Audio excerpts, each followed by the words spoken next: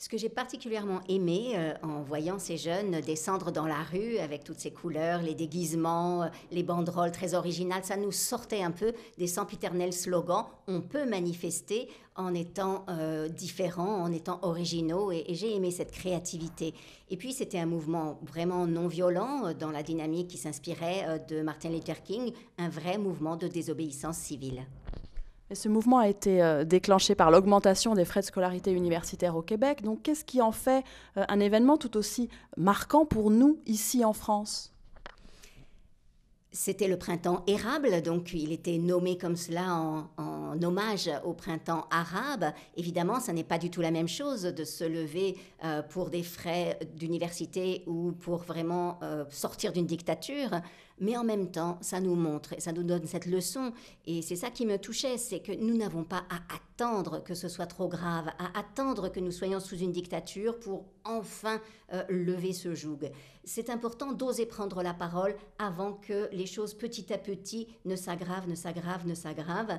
Et c'est pas normal ce qui se passe en ce moment en France, par exemple, où on voit cette distance qu'il y a entre les plus riches et les plus pauvres qui se creuse de plus en plus. C'est parce que nous avons trop laissé faire, nous ne nous sommes pas exprimés suffisamment rapidement. Alors là, on parle à l'échelle politique, nationale. Est-ce que cela vaut aussi à l'échelle individuelle, trouver cette audace de se lever pour exprimer son désaccord? Bien sûr, Anne-Laure, et c'est ça que nous avons à apprendre, à oser dire les choses le plus rapidement possible. Ça me fait non à l'intérieur, je trouve que quelque chose est injuste, ne me convient pas, j'ose le dire. J'ose le dire avant que ça ne s'aggrave, avant que ce soit de plus en plus difficile à dire.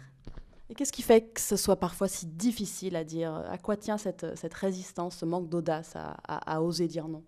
Eh bien, peut-être parce que nous avons été éduqués à obéir, peut-être parce que nous avons peur, honte d'oser sortir du groupe. Nous préférons parfois nous couler, garder nos privilèges, garder ce qui nous permet de continuer et en se disant, bon, c'est pas si grave, je peux laisser faire. Dans le couple, très souvent, quelque chose ne nous convient pas, on ne dit rien, mais on accumule à l'intérieur. Et puis ça se construit, puis on finit finalement par se séparer. Donc, autant dire le plus vite possible.